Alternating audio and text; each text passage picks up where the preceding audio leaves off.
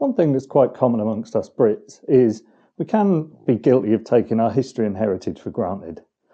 I'm not one of those Brits. I absolutely love it. So when one of the Facebook group members contacted me just before Christmas and offered to arrange for us to attend the ceremony of the keys at the Tower of London, I jumped at the chance. So my wife and I went to London, met up with him, his wife and some friends, and we got a tour of the Tower of London at night, so no tourists there. And then to really top it off, we got to spend the evening in the Keys, which is the Yeoman Warder's private bar. And it was such a good night, it just got me thinking straight away when I got back, I've got to make a nice glass sign that's something to do with this. So I went online, I found the Yeoman Warder's logo, a nice vectorised version of it. I've sort of created a really nice ornate border to go around it. I'm going to make probably the most complex piece I've ever made. I'm going to be using different shades of gold, blending them, reverse painting, acid etching, and it's quite complex, but I'm really looking forward to it. And then at the end of it, if they'll have it, I'd love to donate it to the Yeoman Warders because I think it would look nicer in their bar than it would in my house, and it'd be a kind of way of saying thank you for an amazing evening that I'll never forget. So anyway, before we crack on with that, if you're a fan of reverse glass, sign painting, gold leaf, digital processes and much more, then you're in the right place because that's all this channel's about, and I try to release a video every couple of weeks.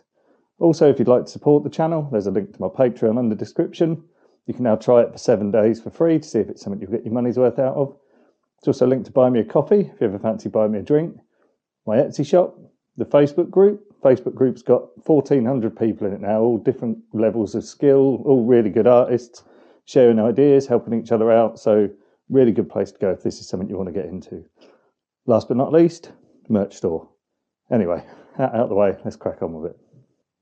Right, so I'm just going to talk a little bit about the materials I'll be using and about the design. So I am going to be making this on 6mm plate glass. I always use plate glass, which is also known as float glass. That's mainly because things like tempered glass, toughened glass, safety glass, they don't work the same when it comes to the chemical processes that we use. So, glue chipping relies on the fact that the glue is stronger than the glass. In this case of like toughened glass, that's not the case. Acid etching, I haven't actually tried it, so I don't know if it affects it the same, but I'm just going because I haven't decided if I'm going to glue chip this yet, but I certainly, don't want to risk trying out a load of sort of processes halfway through what's going to be a very complex design and finding out they haven't come out exactly how I wanted them. So plate glass for me all the way, 6mm thick because it's 16 by 20 inches. Anything below that, I'll go with 4mm just because it's strong enough. But when you get to sort of anything where it's 20 inches in the largest dimension, I would up the thickness to 6mm. The design, I've gone with obviously the Yeoman Warder's sign, and then I've got this really ornate border that I've altered a bit so that it will suit the kind of the logo. And then it's got sort of windows around the edge, so I'm going to find some nice pictures of the Tower of London, some of the Yeoman Warders and stuff to put in those sort of apertures.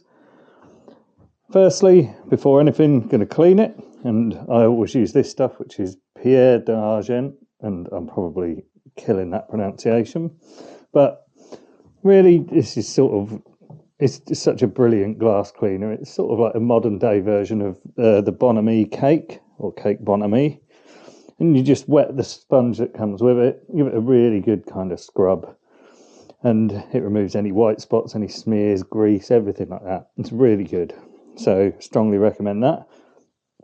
And the first step I'm going to be doing is applying the design to the back of the glass. But this isn't the first step in the process. So far what I've done is I've done my design. I've vectorized it. I've then put that through a vinyl cutter, and that's cut that design in reverse onto a piece of self-adhesive vinyl, which is what's here, and I'm going to be applying this to the back of the glass. So I'm just going to clean this up, and all you do once this is, you've given us a really good scrub all over, you then just use a piece of tissue to kind of wipe the bulk off, and then just go down until you're using a very dry bit of tissue and giving it a good kind of buffer so that you can hear it squeaking. Proper squeaky clean. But what I'm going to do is I'm going to do the rest of the glass prep process in time lapse, just because the picking of this is going to take me hours. It's a very intricate design, so I'll yeah, no one wants to sit through that. But yeah, we'll come back once we're ready to do one of the other processes, right?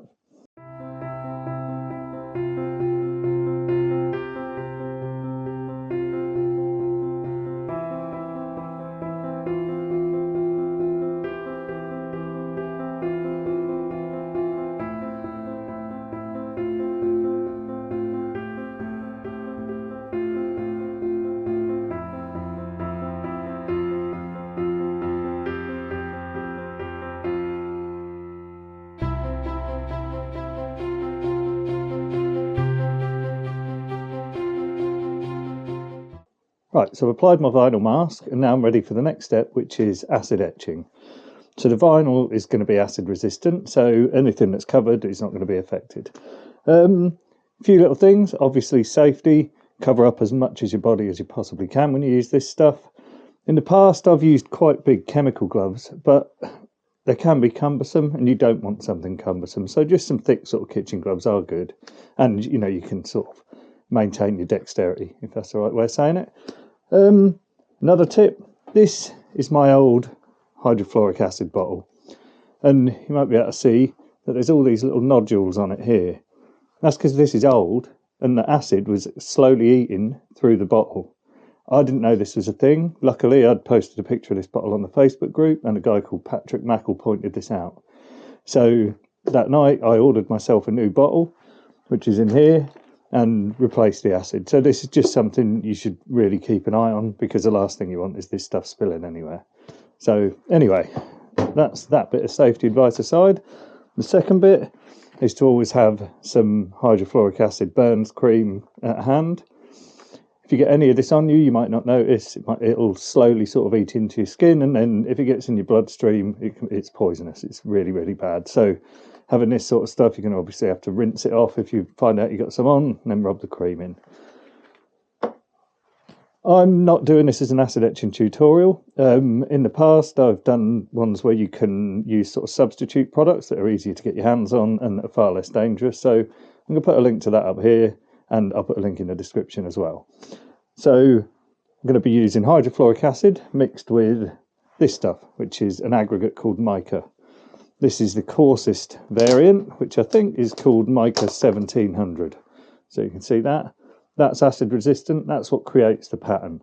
So it sits there, and this stuff is coated with the water and acid mix, and then as that sits over time, that sort of creates this pattern within the glass. So I'm going to switch to time lapse now and do the acid etching, and then we'll come back and start the next process. Sorry, one more thing as well. When you're acid etching and you're rinsing everything off, make sure you rinse your gloves before you take them off. You know, what you don't want to do is think, right, everything's cool, take one glove off and then use your bare hand to take the other one off, because there could be acid on there. So yeah, give these a really good rub under the water before you take them off. Anyway, let's move on.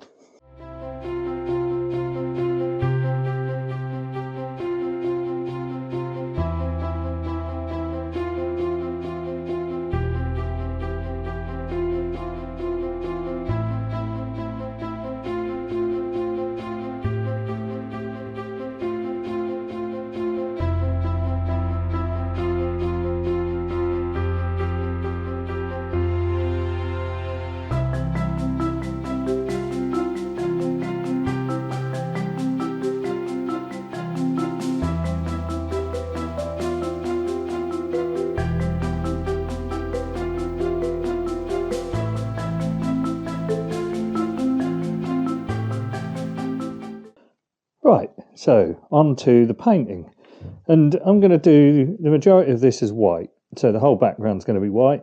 There's going to be a black outline on things like the flower, the crown, and the letters are going to be black. I'll start with the white. I've put that into a little pot just because this is going to be an intricate paint job. I don't want to leave my tin of paint open for that long because it just sort of gets a bit sticky and yeah, it spoils. But what I need to do is I'm using the vinyl mask.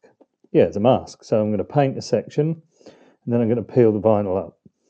And I'm going to do that in bits or sort of in sections because, you know, if you leave the paint to dry, you're not going to get as neat an edge when you take that vinyl up. So it's kind of just a case of just get a bit of paint down. So let's just do this section here. I'm using a very thin brush as well because some of these areas are very tiny.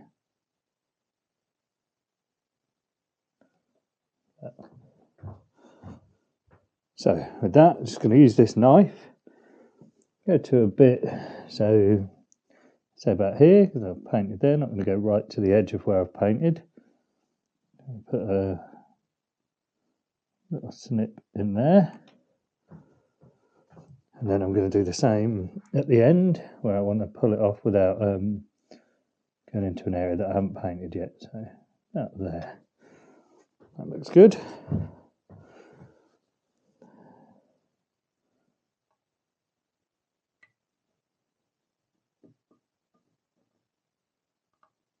There we go. And we can always, you know, if there is a little bit of paint that gets in there you don't want it, it's really easy to clean up later. You can do it with a just a sort of edge of a knife.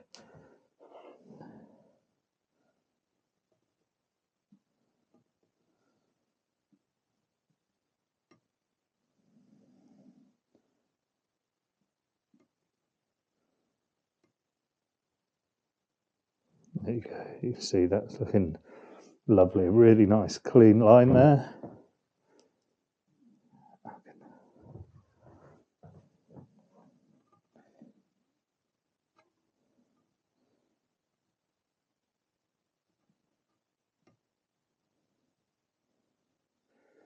So let me just move this down and show you that nice neat line. Yeah, and that's given me a nice sort of clear area that's going to be the bright line that sits around the edge of the acid etched glass. So I'll time lapse the rest of this process and then we can move on to the gilding.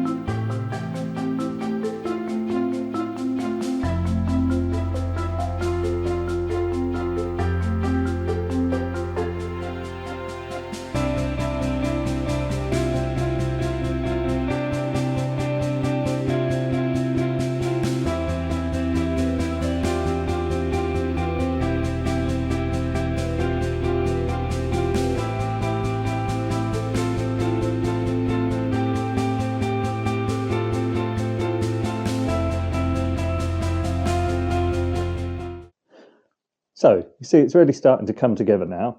I've done all the white paint, I've done it sort of triple layered so that there's going to be no light getting through or none of the paint that goes on behind this is going to show through it. Next step is another bit of painting. I'm going to be doing black outlines on everything, or not on everything, but on a few bits. So let me just show you what I've done. So you can see where I've got the little white areas. Around that there's another clear space and then another bit of vinyl. In that clear space I'm going to be painting black, and then I'm going to be doing the exact same thing, removing the little bits of vinyl, and then when that's all done there'll be a really nice thin black outline around the crown, the flower and the text at the bottom as well. So that's pretty much the same process.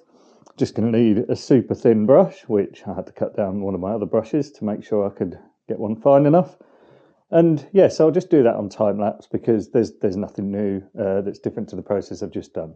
But once that's done, going to get into looking at some different shades of gold and where we're going to blend these through the sort of different areas of the pattern.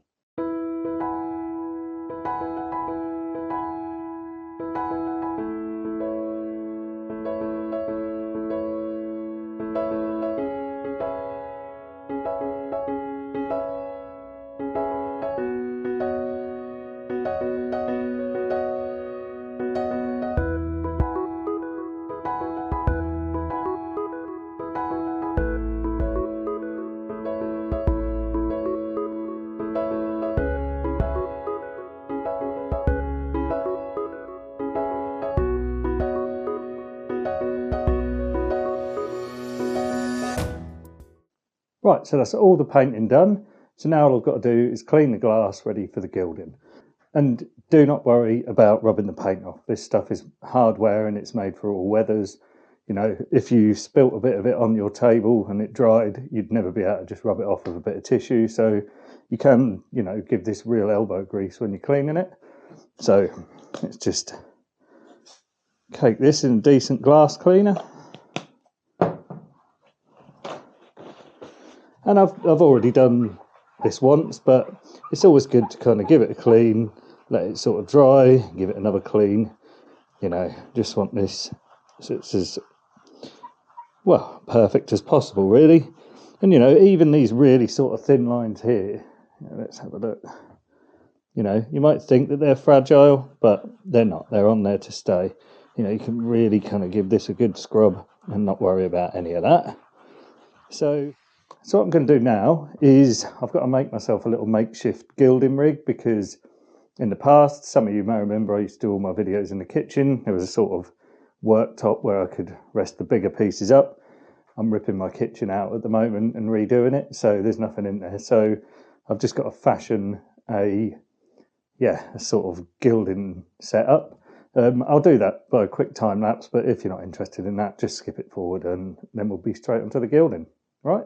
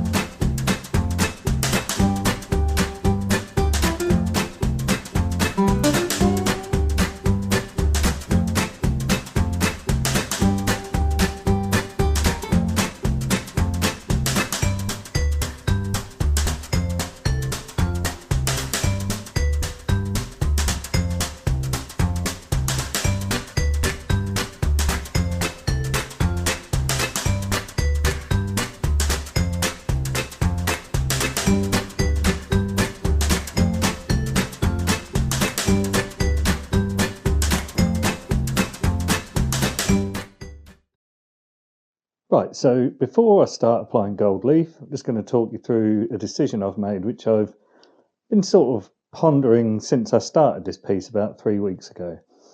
And that is, the Yeoman Warder logo is very colourful, you know, bright red, bright green. And I've been toying with the idea of going with that, but then I thought I really want to do this with gold.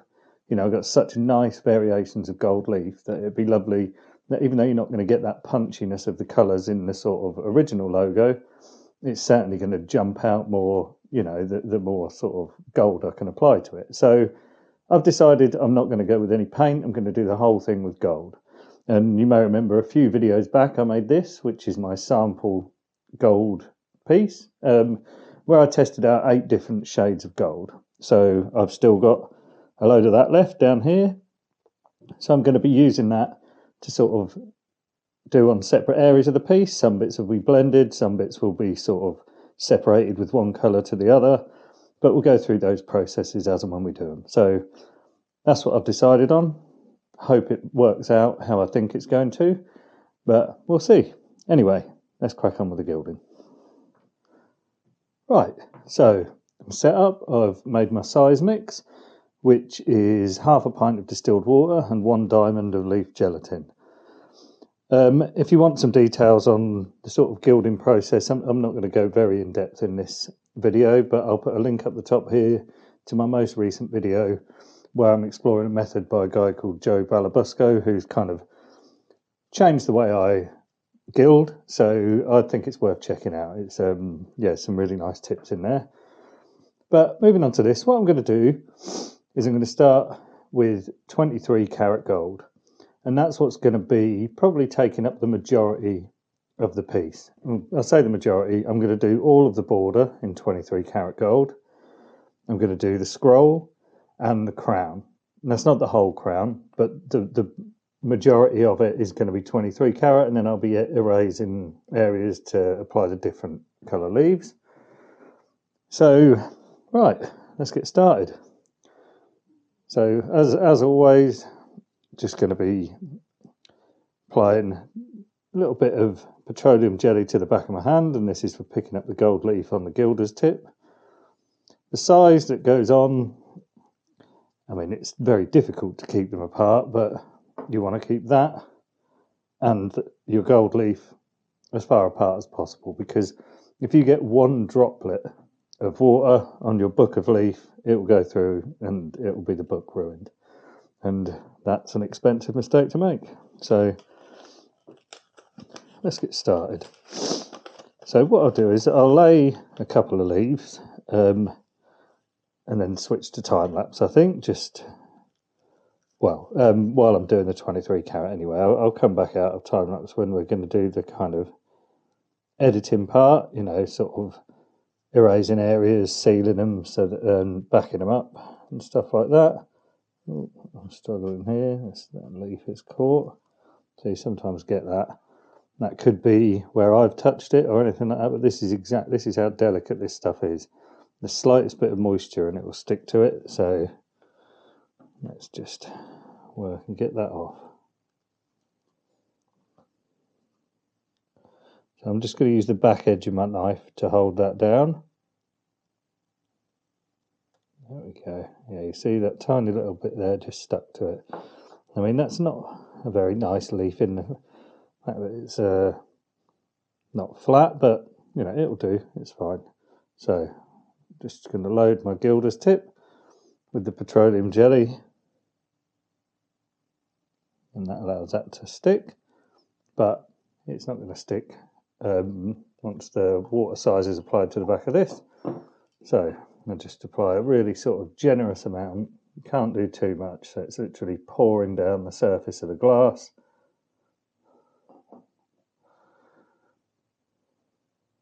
Line it up. There you go. So a lot of these are going to be full leaves, you know. Ordinarily, with sort of detailed areas, you'd chop your leaf up to preserve, well, to save as much as you can. But in this case, some of this is so fat, you've got the curves and stuff like this. And I'm a little bit lazy. So I'm just going to do the majority of this in full leaves. And yeah, and then once I've sort of applied 2 layers of this, burnished it and everything like that, we'll come back and start getting into the more detailed stuff.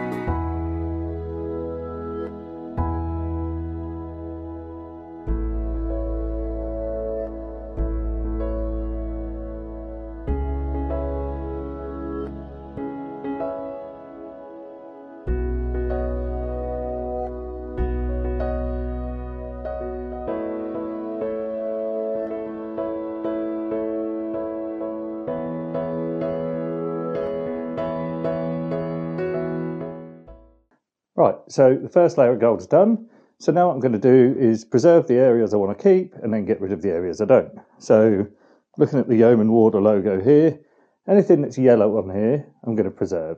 And everything else I'm going to rub away to apply a different colour gold. So the way I'm going to do that is by backing it up with metallic gold paint. Now, in the past, I've used things like the one-shot UV clear. Just depends what you got. I'm going to go with gold in this case, but you can use the clear.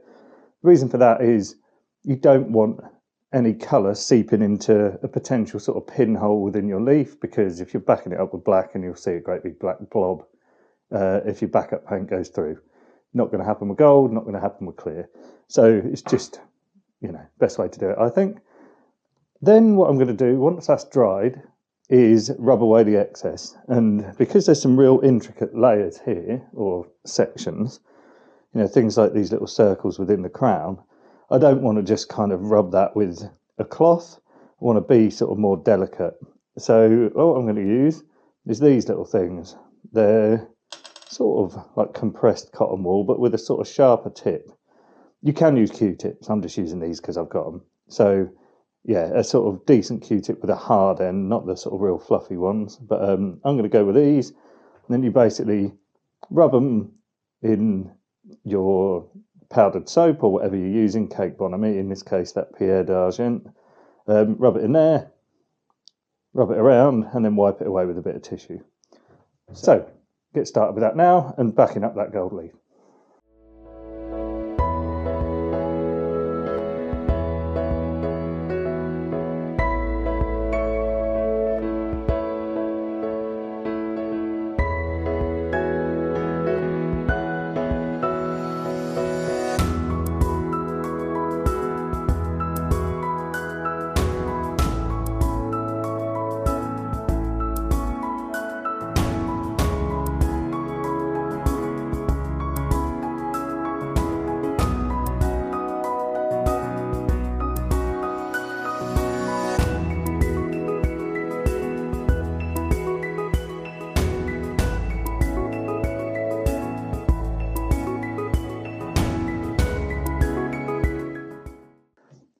Right, so before we move on to the second guild, I just want to explain why I use these, because it kind of dawned on me while I was doing it that a few minutes ago I've said, you can rub as much as you like over the enamel you've painted, it's not going to make any difference. And then in the next breath I'm using these to get a really accurate kind of rubbing away of the gold leaf. Well, it's not really about accuracy, it's about the edges. So someone on a Facebook group, a guy called Jason, made a really good point. He's learning the Dave Smith course at the moment.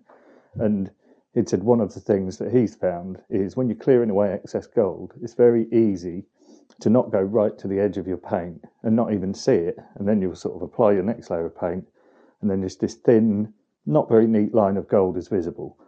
And that's a really good tip. I've made that mistake before. So it's really good to kind of get into the sort of real edge of where the paint meets the clear glass. So let's just take a look over here at these windows. So if I was rubbing that with a cloth, you've only got your finger sort of pressing to kind of rub away that gold, and it's just really, really hard to get that sort of sharp edge. So I just use these to get right in there to make sure there's absolutely no gold between my paint and the clear glass. And, it comes down to each individual piece. In this case, say the bits of the crown, I'm not that fussed about because I actually think it would look very nice to have tiny flecks of the 23 karat gold blended in with the other colour gold that we're going to use. But the windows, it's really important that they've got a really sharp edge. So that's why I use these. I wouldn't necessarily recommend these. I had them, my mum gave me a load of stuff because she does sort of arts and crafts, and these were in there, so I may as well use them. But Q-tips, are much cheaper. They'll do the exact same job. So yeah, just felt I had to clear that up. Anyway, so what I'm going to do now is move on to the different shades of gold, go back into a time lapse until I want to come out and sort of do something that's more of a tutorial. So I think I'm going to start with champagne gold because it's got this sort of rose type tint, and I think that's going to be in place of where there's sort of red areas within the Yeoman Warder logo. So see how it comes out.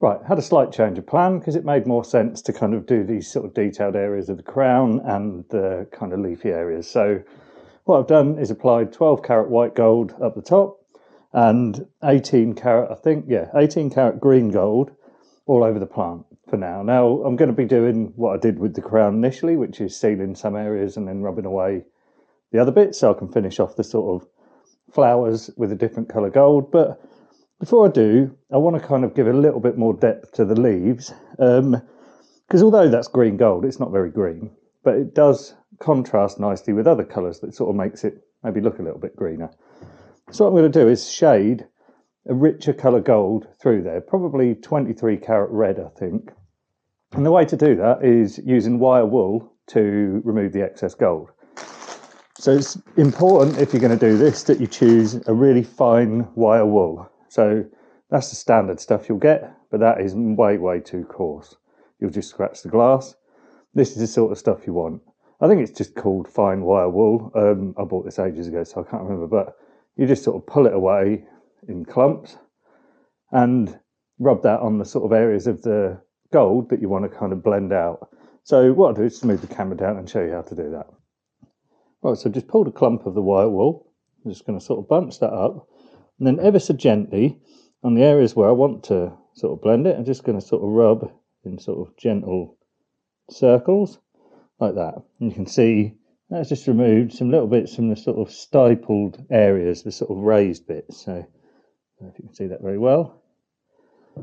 And that, it will be really subtle, but it will be noticeable and it will look lovely. You know, when you see these kind of different colours blending through together rather than there being a defined line. Sort of at the top on the crown here, these jewelled areas are going to be completely separate to the rest of the crown. So you'll see a clear definition, whereas here, really want this to sort of blend through it. And yeah, it's a really lovely effect. So I'm just going to go and do this on all the sort of leafy areas. And I think this thistle will look really nice as well with something like that, if it is a thistle. So yeah, just going to do that and then crack on with a different colour gold leaf.